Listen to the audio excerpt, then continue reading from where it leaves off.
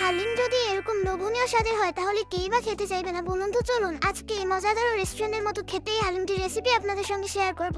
আজকে আমি রান্না করব রাঁধুনি হালিম মিক্সের এই মশলাটা দিয়ে। প্রথমে আমি এই রাঁধুনি হালিম মিক্সটা কেটে নিব। এটার ভিতরে দুটো প্যাকেট পাবেন আপনারা, একটির মধ্যে ডাল রয়েছে আর একটার মধ্যে মশলা। ডালের প্যাকেটটা থেকে অর্ধেক ডাল আমি ভিজিয়ে রাখবো, আমরা মানুষ কম তো তাই অর্ধেক রান্না করব। তারপরে আমি টমেটো, মরিচ কুচি এবং পেঁয়াজ কেটে নিব। রান্না করার জন্য চুলোর উপরে একটা প্যান বসিয়ে পর্যাপ্ত পরিমাণে তেল দিয়ে নিব। এরপরে পেঁয়াজের অর্ধেক পরিমাণে পেঁয়াজ আমি বেরেস্তা করে রাখবো, একটা পাত্রে তুলে রাখবো, আর বাকি পেঁয়াজগুলো দিয়ে রান্না করবো। এরপরে আমি মাংসগুলোকে কুচি কুচি করে কেটে নিয়ে প্যানের মধ্যে দিয়ে দিব, আর মাংসটা একটু ভাজা ভাজা করে নিব।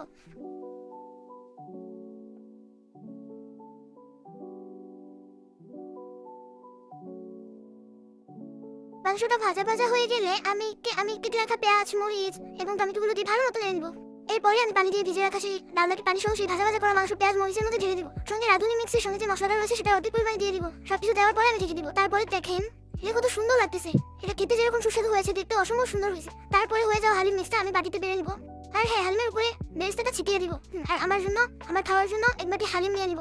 দেখেন কতটা মজা আর কতটা সুন্দর হয়েছে এই হালিমটা। এরকম হালিম যদি আপনারা বাহির থেকে না খেয়ে বাসায় বানিয়ে খান তাহলে আমি বলতে পারবো রেস্টুরেন্টের চাইতেও বেশি মজাদার হবে। ওকে, আজকে এই পর্যন্ত। আল্লাহ হাফেজ।